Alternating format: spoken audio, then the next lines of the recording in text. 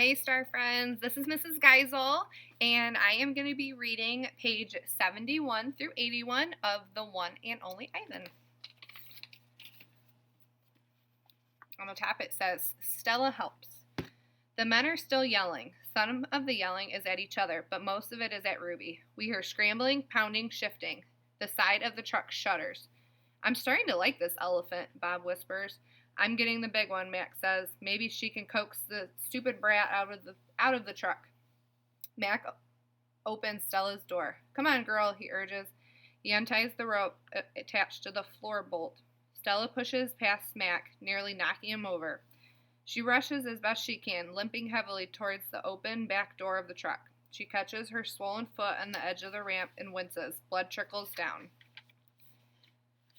Halfway up the ramp, she pauses. The noise in the truck stops. Ruby falls silent. Slowly, Stella makes her way up the rest of the ramp. It groans under her weight, and I can tell how much she is hurting by the awkward way she moves. At the top of the incline, she stops. She pokes her trunk into the emptiness. We wait.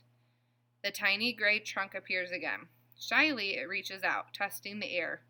Stella curls her own trunk around the baby's. They make soft, rumbling sounds. We wait some more. A hush falls over the entire big top mall. Thud, thud, step, step, pause, step, step, pause. And there she is, so small she can fit underneath Stella with room to spare. Her skin sags, and she sways unsteadily as she makes her way down the ramp. Not the greatest specimen, Mac says, but I got her cheap from the bankrupt circus out west. They had her shipped out from Africa. Only had her a month before they went bust. He gestures towards Ruby. Thing is, people love babies. Baby elephants, baby gorillas. Heck, give me a baby alligator and I could make a killing. Stella ushers Ruby towards her domain. Mac and the two men follow. At Stella's door, Ruby hesitates.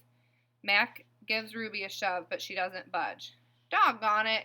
Get a clue, Ruby, he mutters, but Ruby isn't moving, and neither is Stella.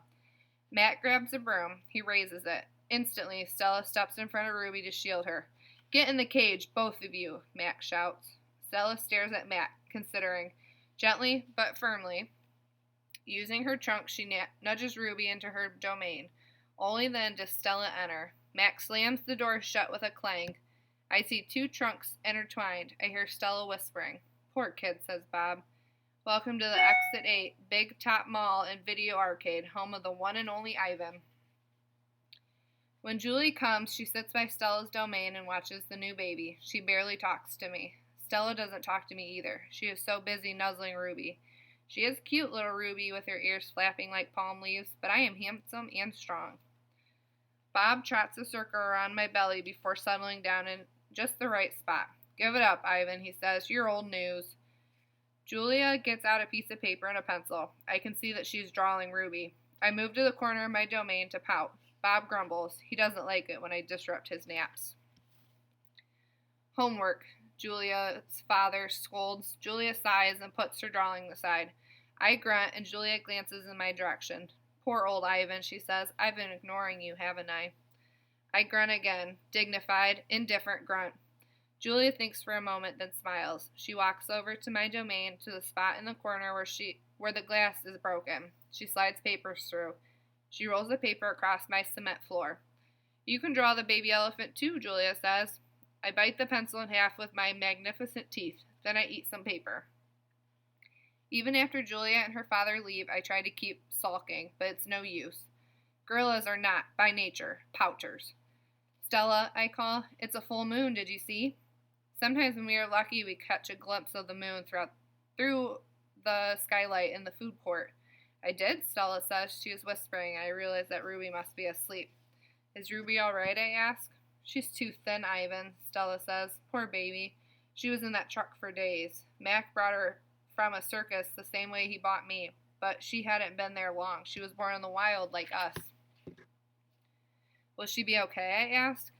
Stella doesn't answer my question. The circus trainers chained her to the floor, Ivan. All 4 feet, 23 hours a day. I puzzle over why this would be a good idea. I always try to give humans the benefit of the doubt. Why would they do that, I finally ask.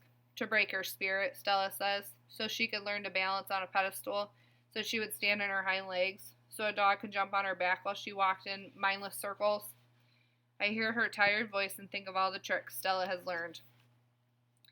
When I awake the next morning, I see a little trunk poking out from the bars of Stella's domain. Hello, says a small, clear voice. I'm Ruby. She waves her trunk. Hello, I say. I'm Ivan. Are you a monkey? Ruby asks. Certainly not. Bob's ears perk up, although his eyes are stayed closed. He's a gorilla, he says, and I am a dog of uncertain heritage.